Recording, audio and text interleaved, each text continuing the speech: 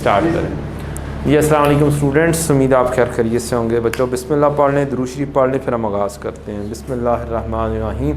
अल्लाहुम्मा सल्लि अला मुहम्मदिन व अला आलि मुहम्मदिन कमा सल्लैता अला इब्राहीम व अला आलि इब्राहीम इन्नका हमीदुम मजीद। अल्लाहुम्मा बारिक अला मुहम्मदिन व अला आलि मुहम्मदिन कमा बारकता अला इब्राहीम व अला आलि इब्राहीम इन्नका हमीदुम मजीद। रब्बि इश्रह ली सदरी व यस्सिर ली अमरी वहलुल उक़दतम मिन लिसानी यफ़क़हू क़ौली। रब्बि ज़िदनी इल्मा रब्बि यस्सिर वला तुअस्सिर वतम्मिम बिल खैर। जी बच्चों, कल हमने देखा कि हमारे 4-5 चैप्टर हैं, जिनमें से 2-3 बहुत इम्पोर्टेंट हैं। नंबर 1 बजटिंग, और एक प्रोजेक्ट अप्रेज़ल, एक वर्किंग कैपिटल मैनेजमेंट, और एक कॉस्ट ऑफ कैपिटल का, और एक था रिस्क का। ये 5 चैप्टर ही मेजरली फाइनेंस के एरिया के अंदर सबसे ज़्यादा इम्पोर्टेंस रखते हैं, और इन्हीं में से ही तकरीबन 45 मार्क्स के करीब का पेपर बन जाता है। बजटिंग और प्रोजेक्ट अप्रेज़ल एक हिसाब से मस्ट टॉपिक्स में से कंसिडर किए जा सकते हैं, और one of the most difficult you can say for the student budgeting का है। क्या है? बजटिंग का स्टूडेंट्स के लिए है। खैर आहिस्ता आहिस्ता आपके लिए ये चीज़ क्या हो जाएगी, इंशाल्लाह बहुत आसान सी हो जाएगी। जस्ट थोड़ी सी लॉजिक के तहत चलेंगे तो बहुत आसान सी हो जाएगी। तो हमारा आगाज़ होने लगा है किससे? बजटिंग से। फ्यूचर के बारे में कुछ सीएमए में थोड़ा बहुत आपने पढ़ा हो इससे बारे में, एनीथिंग को पता हो आपको, कहीं पे पढ़ा हो? Variance analysis, well done.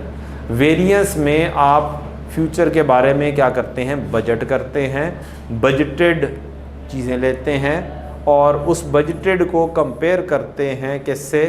Actual से। तो आपके वेरिएंसेस आ जाते हैं। वहाँ पर आपने इस हद तक पढ़ा था। अब वो बजट बनने कैसे हैं, वो बनाने कैसे हैं, ये आपने यहाँ पर सीखना है। ठीक। अब इसका स्टार्टिंग पॉइंट वो होता है टारगेट से।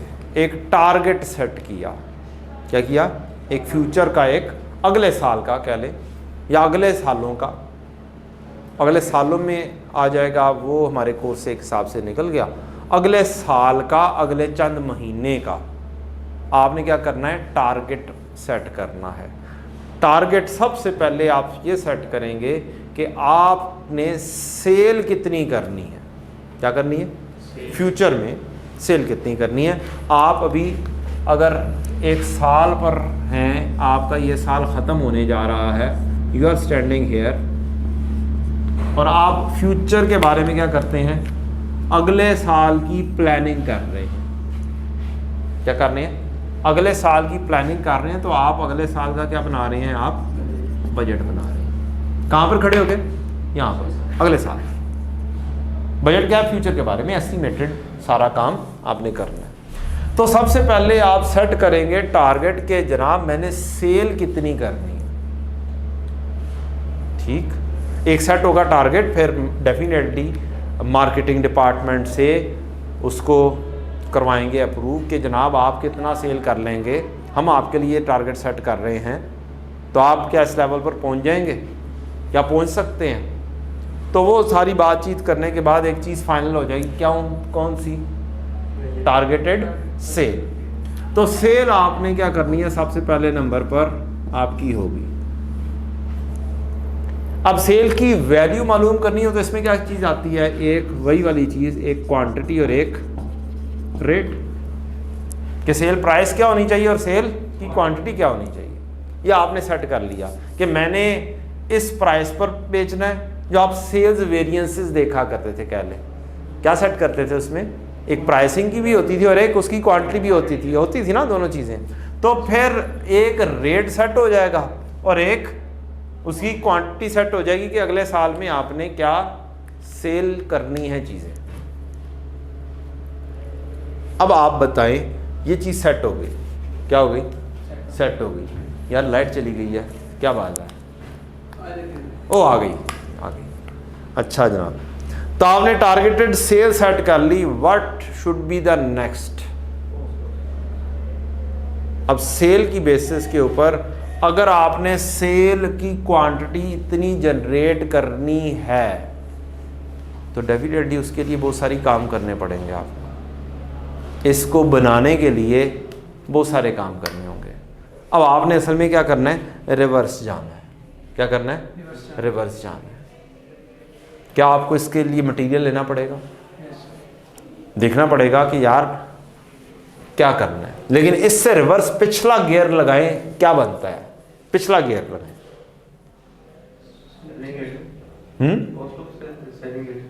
चलें, मैं आपको दोबारा से थोड़ा सा सीएमए में ले जाता हूँ। किस में ले जाता हूँ, सीएमए में ले जाता हूँ। सीएमए में आपने कॉस्ट फ्लो पढ़ा होगा। क्या पढ़ा होगा, कॉस्ट फ्लो पढ़ा होगा। क्या पढ़ा था जी आपने, हम वहाँ से शुरू कर लेते हैं, ठीक, और फिर वापस खींचेंगे अपने आप को, जनाब हमें कौन कौन सी चीज़ें चाहिए। क्या आपने मटेरियल ख़रीदा था, क्या मटेरियल का अकाउंट था जी, मटेरियल का एक वीडियो होता है, एक आप परचेज कर रहे होते हैं, मटेरियल डेबिट और पेएबल क्रेडिट, एक आप इसे इशू कर रहे होते हैं। मैं अभी फ़िलहाल सिर्फ डायरेक्ट मटेरियल के तौर पर लेकर चलता हूँ, इनडायरेक्ट को छोड़ देते हैं ज़रा, ताकि क्या हो जाए हम सिंपलिसिटी पर रहें, कॉन्सेप्ट की तरफ जाएं। तो यहाँ पर एक क्या होना है, WIP डिपार्टमेंट को मटेरियल क्या होना है, इशू होना है, ऐसे ही है। एक आ जाएगा CD, तो आपका आ गया जनाब WIP डिपार्टमेंट में डायरेक्ट मटेरियल, डायरेक्ट मटेरियल जो क्या हुआ है, यूज्ड होना है। डन। एक यहाँ पर आपने पेरोल का अकाउंट पढ़ा होगा, ठीक है जी, पेरोल अकाउंट डेबिट और कैश या पेएबल क्रेडिट, ये जो एक्चुअल पेरोल थी। और फिर इसकी डायरेक्ट और इनडायरेक्ट की कहानियाँ। डायरेक्ट लेबर इधर से निकलकर इधर जाएगी और WIP को चली जाएगी, और इनडायरेक्ट लेबर किधर चली जाएगी, FOH में। ऐसे ही पड़ा हुआ है ना, ठीक है। WIP में चली गई डायरेक्ट लेबर, वो भी इधर आ गई, और फैक्ट्री ओवरहेड में चली गई बेटा आपकी इनडायरेक्ट लेबर। अब एक और चीज़ आपकी आ गई, फैक्ट्री ओवरहेड्स। फैक्ट्री ओवरहेड्स के अंदर क्या चीज़ पढ़ी है आपने, क्या आपके एक्चुअल खर्चे FOH डेबिट और कैश क्रेडिट, या depreciation debit, accumulated depreciation credit, ये एक्चुअल खर्चे हैं। ये वाली लेबर भी इधर आ गई, इनडायरेक्ट लेबर, ऐसे ही यही था ना, यही पढ़ा था ना आपने कि पेरोल अकाउंट से यहां पर आ गई है, और आपके FOH एब्जॉर्ब्ड यहां से निकल कर यहां पर आ जाते हैं। एक्चुअल खर्चे इधर और एब्जॉर्ब्ड इधर। तो मुझे नहीं पता आपने किस तरीके से इसको टी अकाउंट से पूछ लेकर फ्लो चले हैं या नहीं लेकर चले, I don't know about that. ठीक, मेरी तो आदत यही है कि मैं ऐसे पढ़ाता हूँ, मैंने वैसे ही शुरू कर दिया। तो यहाँ से आपका FOH क्या हो गए, एब्जॉर्ब्ड हो गए बेटा। मटेरियल भी आ गया, लेबर भी आ गया, FOH एब्जॉर्ब भी आ गया, और यहाँ से क्या चीज़ बनी आपकी, फिनिश गुड। इसका कोई BD होगा, कोई उसका CD होगा। ये फ्लो आगे चला फिनिश गुड के अकाउंट में, फिनिश गुड के अकाउंट में BD आया, ये WIP से क्या चीज़ आ गई, प्रोडक्शन, टोटल प्रोडक्शन कॉस्ट, और यहाँ से आपकी CD, और यहाँ पर क्या चीज़ आ जाती है, कॉस्ट ऑफ सेल्स। ये किधर चली जाती है, कॉस्ट ऑफ सेल्स के अकाउंट में, फिनिश गुड। यही फ्लो पड़ा हुआ है जी। और अगर अंडर और एब्जॉर्ब्ड हो तो भी आप यहाँ पर लिख लेते हैं, ऐसे ही अंडर एब्जॉर्ब्ड हो तो यहाँ पर आ जाएगा FOH के साथ,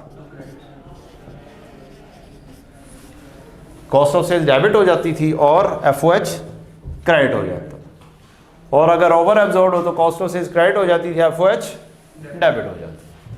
अब हम आते हैं रिवर्स गियर लगाते हैं। क्या आपने सेल की क्वांटिटी और रेट डिफाइन कर लिया जी? अब आप इस सारी चीज को किससे समझें कि ये सब कुछ क्वांटिटेटिव है, ये वैल्यू बेस नहीं है। तो ये बताएं, इस क्वांटिटी को बनाने के लिए इससे पिछला गियर लगाए तो कौन सा स्टेप आएगा? ये था ना, आपने ये चीज बनाई कॉस्ट ऑफ सेल्स में, तो ये चीजें बिक गई ना, यहां से चीजें बिक गई हैं, तो ये चीजें इससे पीछे जाएंगे, तो ये तो सेल है। ये क्या जी? सेल है। सेल से पीछे क्या जाएगा आपका? प्रोडक्शन।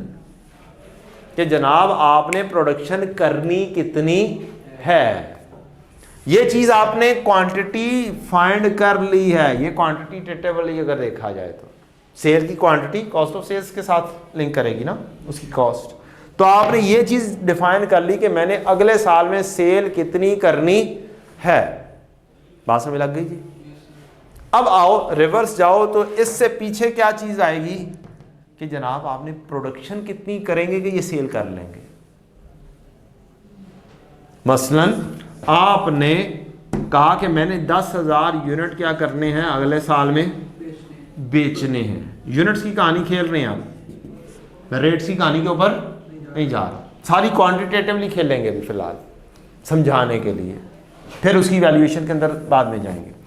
तो आपने अगर ये 10,000 डिफाइन कर लिया कि ये मैंने 10,000 यूनिट्स बेचने हैं बेटा, तो डेफिनेटली अगले साल, उससे अगले साल बेचने के लिए या हर महीने को देखने के लिए आप कुछ ना कुछ स्टॉक रखेंगे अपने पास, ताकि आपका स्टॉक आउट ना हो जाए। रखना पड़ेगा ना। तो आपने कहा कि जनाब मैं 1,000 यूनिट्स या कोई और 800 यूनिट्स में क्या रखूंगा? क्लोजिंग रखूंगा। एक क्लोजिंग होगा तो हो सकता है कोई पिछले साल के टारगेट के हिसाब से कोई ना कोई ओपनिंग भी होगा। तो यहां से इसकी रिवर्स इंजीनियरिंग करते हुए आप क्या पहुंचेंगे किसके ऊपर कि मैंने प्रोडक्शन कितनी करनी है। क्या कर रहे हैं हम? तो बेस क्या बनाई आपने टॉप पे? सेल मैंने कितनी करनी है। फ्यूचर का टारगेट बनाया कि मैंने सेल कितनी करनी है, कर लिया आपने, डिफाइन कर लिया। अब उससे रिवर्स इंजीनियरिंग करके आप किस पर पहुंचे कि प्रोडक्शन का बजट मेरा फिर क्या होगा, कि मुझे कितनी प्रोडक्शन बनानी है। अब अगर आप ये देखें तो आपको प्रोडक्शन कितनी करनी है? 10,100 10,100 बनेगा ना। तो 10,100 आपने प्रोडक्शन करनी है। किससे शुरू हुआ काम? सेल से। सेल से आपने एक समझ लें कि इस सेल से ही आपने, ये फ्यूचर की सेल है, इस फ्यूचर की सेल की बेसिस के ऊपर ही आपने कहा यार मैंने मजीद क्लोजिंग स्टॉक कितना रखना है उससे अगले साल के हिसाब से या अगर हर महीने के हिसाब से, और पिछले साल मेरा कितना था, तो उसको रिवर्स जाके आपने क्या बनाया कि मेरा प्रोडक्शन का बजट क्या होना चाहिए है। अब ये चीज आ गई, तो इसको मजीद पीछे लेकर जाओगे कि ये प्रोडक्शन है। क्यों बच्चा? ये क्या है? प्रोडक्शन है। और प्रोडक्शन आपने कर ली 10,100। तो इससे क्या चीज बनेगी? इसकी बेसिस के ऊपर डेफिनेटली आप देखोगे यार मेरा मटेरियल कितना लगेगा, मेरी लेबर कितनी लगेगी, मेरे ओवरहेड्स वगैरह कितने लगेंगे, वेरिएबल वाले। फिक्स तो फिक्स ही रहने हैं ना, ठीक है। तो इसका मतलब है कि आपने सेल का बजट बनाया फ्यूचर का, उससे कौन सा बजट निकला? प्रोडक्शन का। प्रोडक्शन के बजट से कौन से बजट्स निकल आएंगे? मटेरियल कितना यूज होना चाहिए है इसको बनाने के लिए, लेबर कितनी यूज होनी चाहिए है, एफओएच कितना लगना चाहिए है। तो आपके इस बजट से एक प्रोडक्शन बजट निकला, उस बजट से मटेरियल, लेबर और ओवरहेड्स के बजट निकल आए। अब रिवर्स मजीद जाएंगे तो यह चीज किधर चली जाएगी कि जनाब मटेरियल इतना चाहिए है ये बनाने के लिए। अब कितना क्लोजिंग में रखना है, कितना ओपनिंग में है, तो हम बाय कितना करेंगे, आप परचेज बजट पे पहुंच जाएंगे। पूरी ट्रेल को रिवर्स करके कहां पे पहुंच जाएंगे, परचेज बजट। पेरोल के लिए क्या रखना है, एफओएच कितने लग जाएंगे, तो ये सारी की सारी कहानी हमने क्या करनी है, समझ लें कि रिवर्स वे आउट में चलकर बनानी है। फिर बेचने के खर्चे। अब हम आते हैं वापस इस तस्वीर के ऊपर, छोटी सी तस्वीर। अब आपको चीज़ क्या हो गई है, क्लियर हो गई है। तो आप सबसे पहले क्या बनाएंगे बेटा, सेल बजट। सेल से क्या बन जाएगा आपका, प्रोडक्शन बजट। समझ लग गई ना, असल चीज़ है कॉन्सेप्ट क्लियर होना चाहिए, सिर्फ रट्टे नहीं चीज़ें चाहिए, हमें कॉन्सेप्ट के साथ चलना है। लेबर का बजट, ओवरहेड का बजट, मटेरियल का यूजेज और फिर मटेरियल का परचेज बजट। फिर आप कॉस्ट ऑफ गुड्स सोल्ड का ओवरऑल बजट बना लेंगे। मटेरियल, लेबर, ओवरहेड सारा इकट्ठा करेंगे तो क्या हो जाएगा, ये सारे का सारा कॉस्ट ऑफ सेल्स का बजट एक बन जाएगा। फिर बेचने का खर्चा क्या होगा, एडमिन के खर्चे क्या होंगे, ये वाले सारे बजट से इकट्ठे करेंगे, बाकी के भी। और तो फिर आप पहुंच जाएंगे अपनी इनकम स्टेटमेंट। ये मटेरियल बजट मैंने चेंज किया था अभी यहाँ पर, कंट्रोल सी,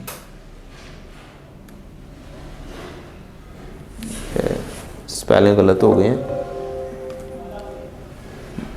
इनको बोलते हैं मास्टर बजट।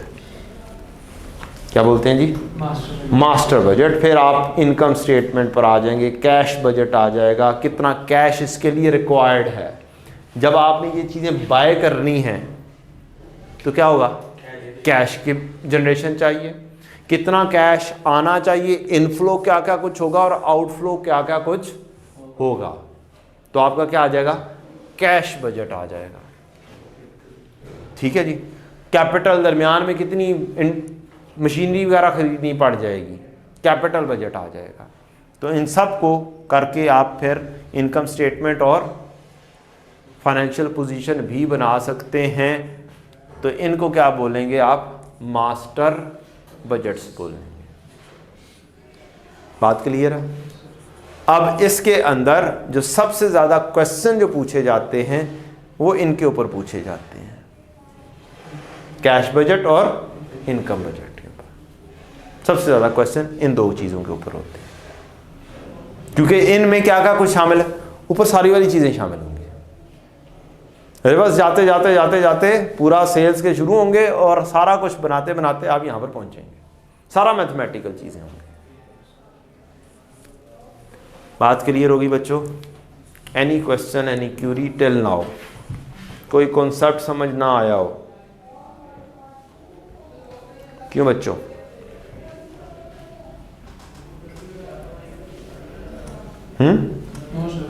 कोई चीज़ नहीं समझ लगी? अच्छा, पंखा चला दें यार। अच्छा, ये एसी चला दो यार।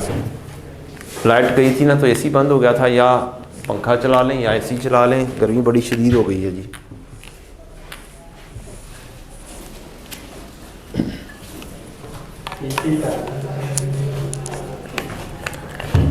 वॉइस में मसला आएगा रिकॉर्डिंग में।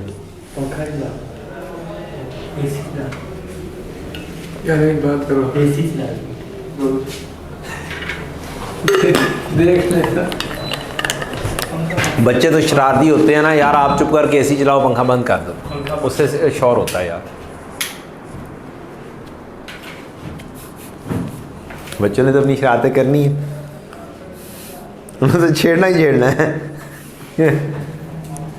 अच्छा जी, तो स्टार्ट फिर हमें कहाँ से करना चाहिए? सेल्स बजट से। सेल्स में कुछ भी नहीं है, दो चीज़ें, एक क्वांटिटी, एक रेट, कहानी ख़त्म, कहानी ख़त्म। अच्छा, हमने कुछ चीज़ों को क्या करना है, आसान करना है। क्या करना है? आसान कर करके चलना है चीज़ों को। मुश्किल वे में चलेंगे तो या बहुत जल्दी मचाने की कोशिश करेंगे तो क्या हो जाएंगे, गिर जाएंगे। गिरने से हमें बचना है। ठीक है ना। फेलियर नहीं चाहिए, फेलियर नहीं चाहिए, पास होना चाहिए। ठीक, मैं शॉर्टकट्स का बहुत ज़्यादा हामी हूँ, क्या हूँ, लेकिन एक लेवल तक। सीएमए में भी आपको एक लंबी चौड़ी सी स्टेटमेंट्स मिल रही होंगी, फलाना इंटू फलाना इंटू फलाना इंटू फलाना, समझ ही कुछ नहीं लगती। तो जहाँ पर समझ लगना बंद हो जाए ना, आप कर ही नहीं सकते। ठीक, तो वहाँ पर मैं इस चीज़ का हामी नहीं, इसको तरीके से लेकर चला जाए। पूरा सीएमए में कुछ भी नहीं है सिवाय क्वांटिटी इंटू रेट, सिवाय क्वांटिटी इंटू रेट के। कभी वो क्वांटिटी के इंक्रीज करता है, कभी रेट में इंक्रीज करता है। भाई माफी मांग रहा है यार, कुछ भी नहीं है जान दे सर। मीन्स बहुत सारी चीजें हैं बेटा, जो कभी इसमें इंक्रीज देता है, कभी इसमें इंक्रीज देता है, कभी इसको डिक्रीज कर देता है, कभी इसको। अब हम परेशान हो जाते हैं सॉल्यूशंस देख के। अगर हम दोनों को अलग अलग लेकर चलेंगे ना, बड़ा जिंदगी सुकून में रहेगी, बहुत जिंदगी सुकून में रहती है। मेरा एक्सपीरियंस तो यही है, क्योंकि चीज़ समझ लग रही होती है। जब आपको चीज़ समझ लग रही होगी तो तब आप चीज़ को आगे चला सकते हैं। जब आपको समझ लगनी बंद हो जाएगी तो चीज़ आगे चलना मुश्किल हो जाएगी, क्वेश्चन आगे प्रॉब्लम नहीं होगा, आगे नहीं लेकर चल पाएंगे। तो बेटा अगर फ़र्ज़ करते हैं एक 5000 की एक चीज़ है, एक क्वांटिटी है, इसको आपने बढ़ाना है। क्या करना है? बढ़ाना है। तो आप क्या करते हैं, कैसे करते हैं मुझे नहीं पता, थोड़ा सा हम ज़रा उनको फार्मूलाज के ऊपर ले आते हैं। आपने बढ़ाना है, कोई इसी चीज़ के ऊपर ही इंक्रीज़ का रेट दिया होगा कि 5% बढ़ा दो। क्या कर दो? 5% बढ़ा दो। तो 5000 का ही आप क्या कर लेते हैं, 5% ले लेते हैं। तो आपके पास क्या वैल्यू आ जाती है? 5250। अब हम इसको कन्वर्ट कर लेते हैं एक फार्मूला में। 5000 को क्या मैं कॉमन ले सकता हूं? क्यों बेटा? अगर मैं इसको ऐसे लिख लूं, कोई एतराज़ है आपको? कोई एतराज़ तो नहीं होना चाहिए। इससे हम एक फार्मूला बना लेते हैं जनाब, कि ये है आफ्टर इंक्रीज। क्या है? After increase. और ये है बिफोर इंक्रीज। इसमें आप फार्मूला लगा, किसी भी वैल्यू को बढ़ाना हो उसको 1 पॉइंट से हम मल्टीप्लाई कर देते हैं, 1 प्लस रेट, तो वो आफ्टर इंक्रीज आ जाती है। अब हमारे साथ सीएमए में भी वही होता है, वहाँ यहाँ पे भी वही होना है। कभी हमें ये वाली चीज़ दे देगा, कभी हमें ये वाली चीज़ दे देगा। और जब हमें रिवर्स जाना पड़ेगा तो फिर वहाँ पर जाके क्या हो जाती है, काम गड़बड़ हो जाती है।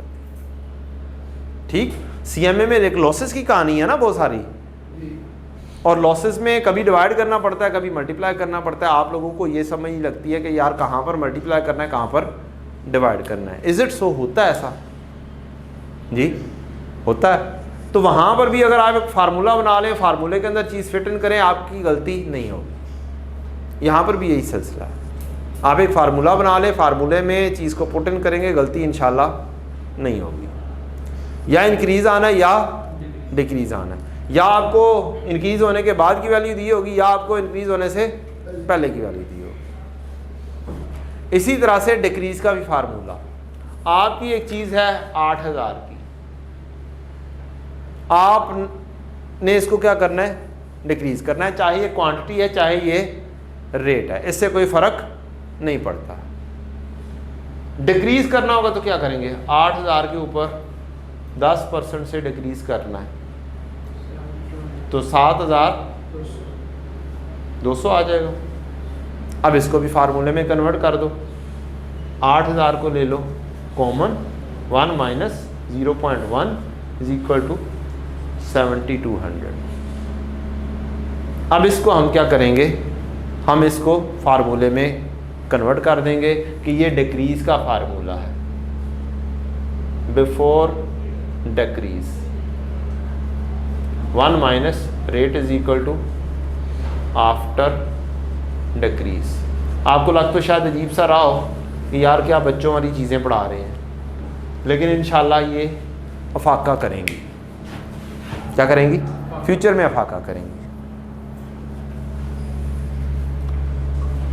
आप लोग यही काम करते हैं, जब किसी चीज़ को बढ़ाना होता है तो 1 प्लस रेट 1 पॉइंट से मल्टीप्लाई करते हैं, ठीक। और जब किसी चीज़ को डिक्रीज़ करना होता है तो 1 माइनस रेट या 10% 0.9 से मल्टीप्लाई कर रहे होते हैं। लेकिन कब डिवाइड करना है, कब मल्टीप्लाई करना है, आपको बस आराम से ये बता दिया जाए जनाब डिक्रीज़ होने के बाद की वैल्यू क्या है, 7200।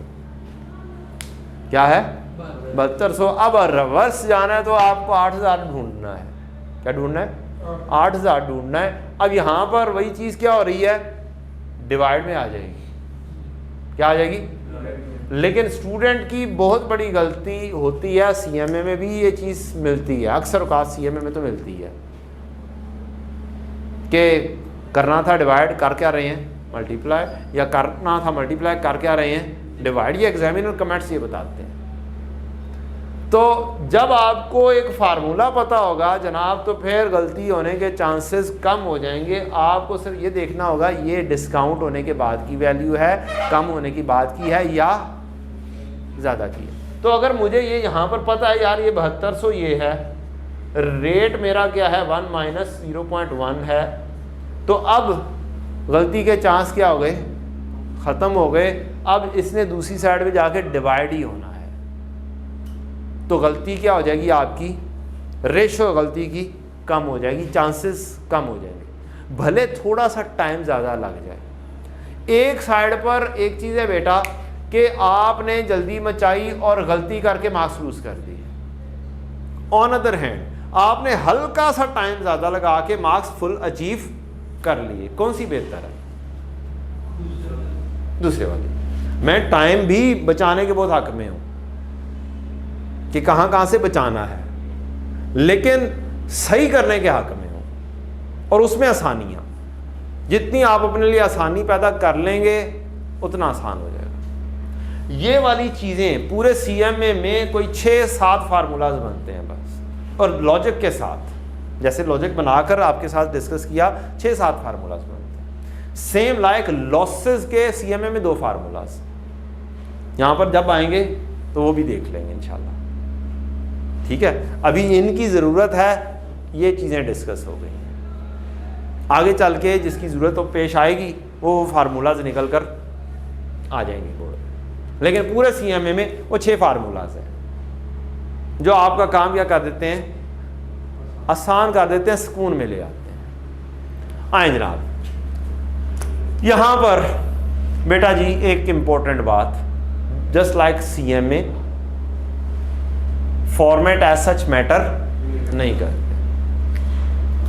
लेकिन फॉर्मेट बना लेना क्या है, इंपॉर्टेंट है। फॉर्मेट अपने लिए बना लें ताकि क्या हो जाए, फ्यूचर में आसानी हो जाए। लाइक सीएमए में भी ये मैथ है कि फॉर्मेट्स नहीं होते, हालांकि 90% क्या हैं, फॉर्मेट्स। स्टूडेंट कहते हैं नहीं है, मैं कहता हूँ हैं, बिल्कुल है। आप फॉर्मेट्स पे चलेंगे क्वेश्चन हो जाएंगे, नहीं फॉर्मेट्स पे चलेंगे गलतियाँ करेंगे, ऐसे ही है ना। तो यहाँ पर भी हमने क्या कर लेने हैं, फॉर्मेट्स बना लेने हैं। गो के मैटर नहीं करता, गो के मैटर नहीं करता, जैसे मर्जी आंसर कर दो, आंसर मैटर करता है। अच्छा जी, तो सबसे पहले क्या करते हैं, हम सेल्स बजट बनाते हैं बेटा।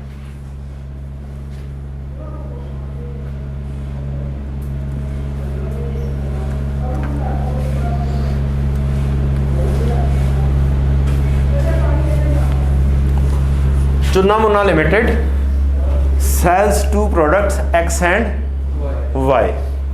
Munna Limited sales team has forecasted sales at 800 units a month for a product of X and 600 units a month for product Y. Units की बात आ गई for the first 2 months of the year.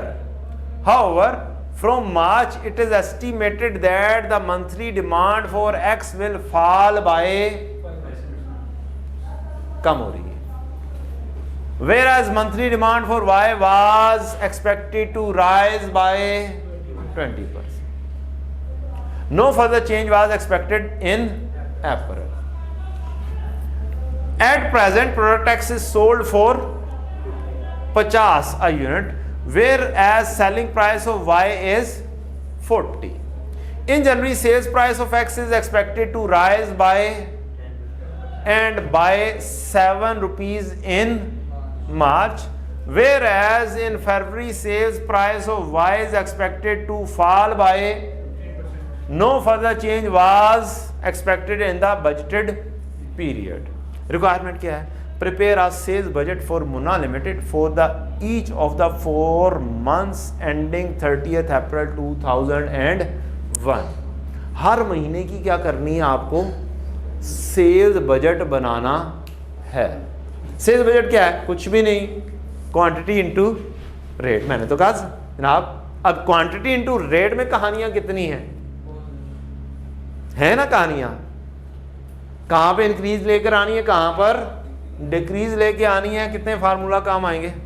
सिर्फ और सिर्फ 2, और काम ऐसे हो जाएगा इंशाल्लाह।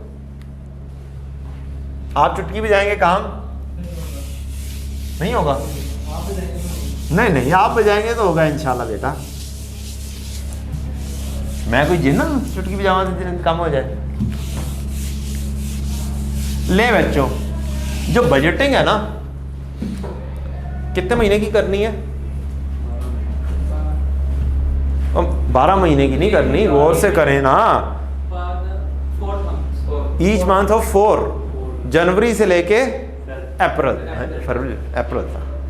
तो जितनी बजटिंग है ज़्यादातर आसान अंदाज में करने के लिए आप फॉर्मेट क्या यूज़ करेंगे? Columnar format. सबसे पहले तो आप क्या करेंगे? 4 महीने की लाइनें खींच, 4 महीने से भी ज़्यादा की लाइनें खींचनी पड़ती हैं बाज़ का, अकॉर्डिंग टू दी सिचुएशन। आगे चल के ज़्यादा भी बन जाएगी। अभी सेल्स के अंदर हमें सिर्फ क्या चाहिए? Quantity and rate. कितने महीने हैं? जनवरी, फरवरी, मार्च एंड अप्रैल। आप ऐसे क्या करेंगे? लिख लें। डन।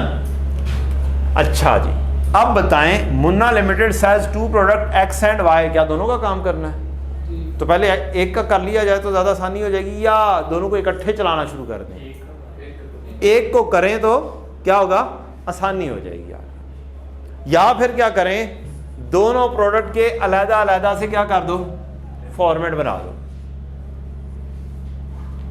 ऊपर एक्स का कर लो, नीचे वाई का कर लो। बात समझ लग गई? अच्छा जी, x Munna Limited sales team has forecasted sales at 800 units a month for product X and 600 units a month for product Y for the first 2 months of the year 2001. इसका मतलब है प्रोडक्ट X और Y की quantity हमें मिल रही है। Done. तो हम यहां पर लेकर आते हैं जनाब क्वांटिटी। क्या लेकर आते हैं? क्वांटिटी। और प्रोडक्ट एक्स का काम कर देते हैं, साथ ही वाई का शुरू कर लेते हैं फासले के ऊपर, इसकी भी क्वांटिटी।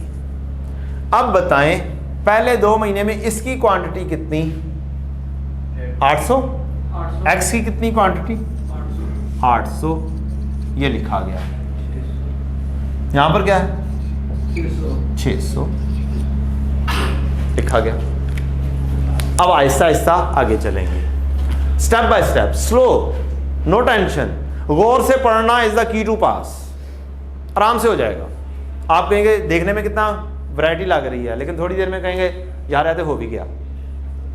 ठीक है जी, आगे बढ़े। How from March it estimated that monthly demand for X will fall by 5%। तो monthly demand fall by 5% of x है। फॉल के लिए कौन सा फार्मूला यूज होगा? पहले कौन सी क्वांटिटी है? अब क्या होनी है? कम होनी है। क्या होनी है? कम होनी है। कितने से? 5%। तो क्या कर लो, यहां पर आप 800 जो लास्ट मंथ है इसको 1 माइनस कितने रेट है 5%। 0.95 से क्या कर दोगे मल्टीप्लाई कर दो, क्या आंसर आया 760। मुश्किल तो नहीं है। Whereas monthly demand for, अच्छा it is estimate that monthly demand for X will fall by 5%, whereas the monthly demand for Y was expected to rise by, no further change was expected in April। अप्रैल में कोई change expect नहीं है। इसका मतलब ये भी क्या आ जाएगी 760 आ जाएगी। अगर आगे वहां पे लिखा होता ईच मंथ तो फिर 760 फिर लाना सी, ठीक है। इसने कहा कोई चेंज अप्रैल में नहीं है, तो फिर हम क्या करेंगे इसको भी 760 लिख देंगे। इसकी कहानी क्या हो गई, मुकम्मल हो गई, क्वांटिटी आपकी मुकम्मल हो चुकी। Y की was expected to rise by 20%, तो Y की क्वांटिटी 600 से क्या हो जाएगी बढ़ जाएगी 1 प्लस 0.2 720।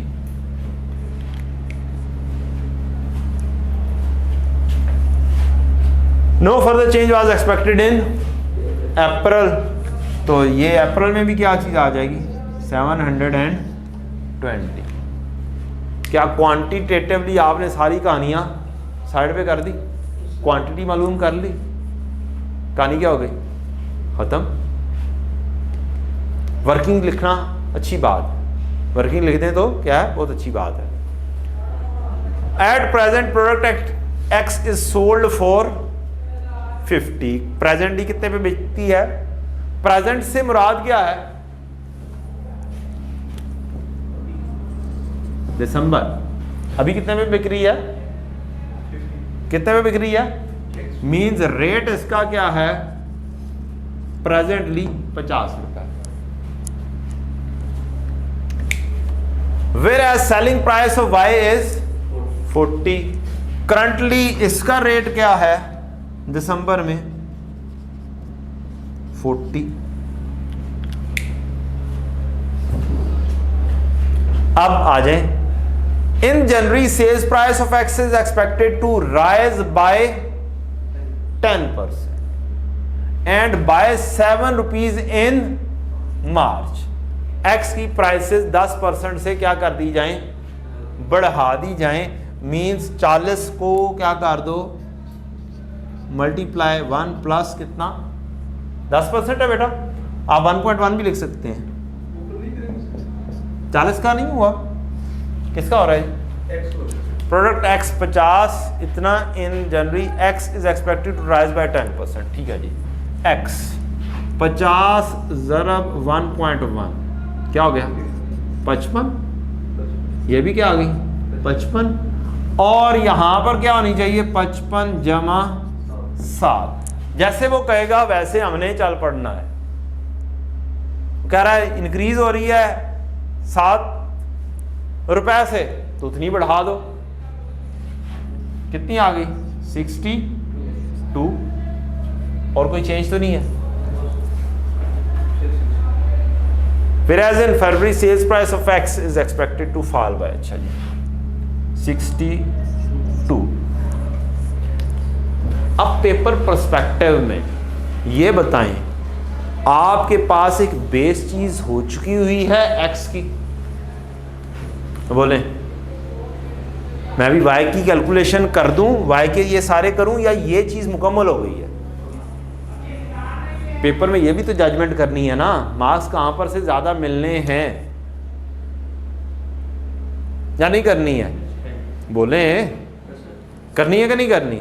अब बताएं कि सेल्स बजट मेरा मुकम्मल हो रहा है यहां पर, इसका ये वाला करूं या इसके रेट्स के ऊपर खेलूं, दोनों इकट्ठे तो नहीं हो सकते ना बेटा, एट ए टाइम तो एक काम होगा, ये दो हो सकते हैं, मुझे तो नहीं आते दो काम करने इकट्ठे, एक हो सकता है नहीं, पहले एक पहले दूसरा, लेकिन पेपर में फर्ज करो आप इन हरी हो, क्या हो आखिरी 2-3 मिनट हैं और आप काम कर रहे हो, कौन सा काम करोगे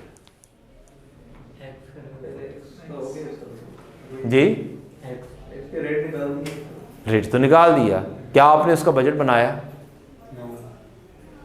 ही ना बनाया। तो आप पता क्या करोगे, किस में हो? कुछ नहीं कंप्लीट करना। यही तो टेक्निक्स हैं बेटा।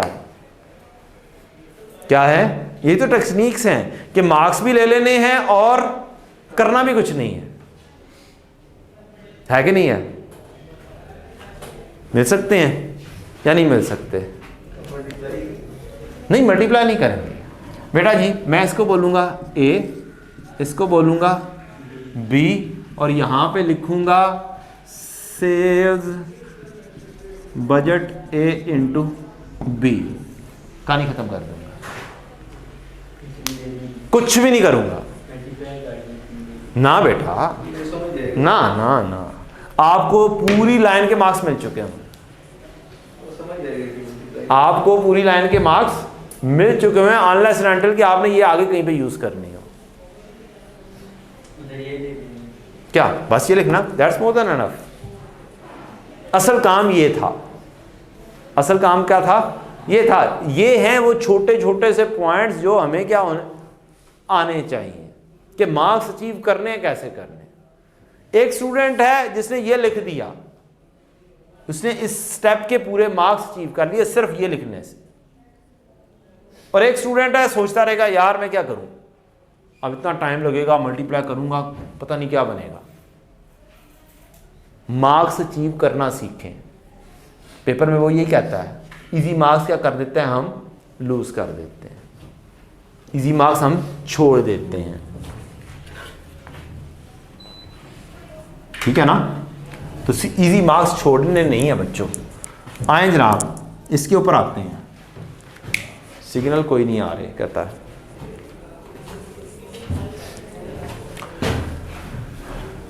वेयर एज इन फरवरी, इसके बारे ऊपर आ जाए। वेयर एज क्या लिखा हुआ जी? In February sale price of Y is expected to fall by 15। इसका मतलब है जनवरी में चेंज नहीं हुई है, जनवरी में ये क्या रही है, 40 ही रही है। फरवरी में जाके चेंज आ रही है 40 इंटू फॉल बाय 15% मीन्स ये वाला फार्मूला 1 माइनस रेट 15% है। 0.85 से क्या कर देंगे, मल्टीप्लाई कर देंगे। कितना आया? पक्का जी ना करो, यही है ना? ठीक है, कैलकुलेटर ये कह रहा है, फिर ठीक है। No further change was expected in the budgeted period. इसका मतलब है ये डिक्रीज हुआ है तो ये एज इट इज ही चलना है। अब इसके मार्क्स कैसे लोगे? हाँ, सी डी ई एफ जो मर्जी कर दो, J K J multiply by K is equal to your sale budget. Marks complete 100% पूरे। ये हो नहीं सकता मार्क्स कटें आपके, लेकिन लिखा कुछ भी नहीं है। लिखा मैंने तो कुछ नहीं लिखा, मैंने क्या लिखा है, सिर्फ एग्जामिनर को बताया बेटा जनाब कॉन्सेप्ट ये है। क्या बताया? कॉन्सेप्ट ये है, अनलेस एंड अनटिल के इसने आगे कहीं पे यूज होना हो। अगर आगे यूज होना है तो फिर डेफिनेटली कैलकुलेट करना पड़ेंगे, लेकिन अगर आगे यूज नहीं होना, एक शॉर्ट क्वेश्चन है, एंडिंग हो रही है, तो फिर क्या करें, कहानी को ऐसे क्या कर दें, खत्म कर दें। Any question, any Curie?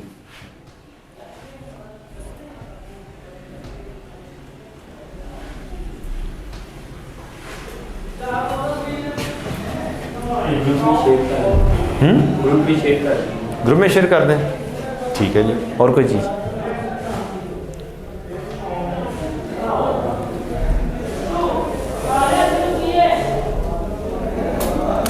Time है, कर लें कि नहीं है? कोई ख़ास टाइम नहीं है हमारे पास, कोई नहीं, कल ज़रा ढेर सारे कर लेंगे बजट्स। इब्तिदा है, याशी कर लो जो करनी है। क्या है, यश ही कर लो। ये 1-2-3 दिन लगने हैं, मैंने बच्चों वाले काम करवाने हैं और बच्चों वाले क्वेश्चन क्या हो जाने हैं, कॉन्सेप्ट दे के ख़त्म। फिर हमने उठा लेने पास पेपर और करना है, आ जाओ खेलते हैं इंशाअल्लाह अज़ीज़। चलें जी, आज के लिए इतना ही, क्योंकि अगर क्वेश्चन शुरू करेंगे वो ख़त्म होना नहीं है। इंशाल्लाह कल आगाज़ करेंगे। सही, दोनों शेयर कर दो, दूसरा खुद बनाएंगे। ओ वेल, ठीक है जी इंशाल्लाह। जरा मैं क्लासेस तो वेला हो जावा, शाम तक करीब वेला होगा वैसे। चले, थैंक यू जी, अस्सलाम वालेकुम।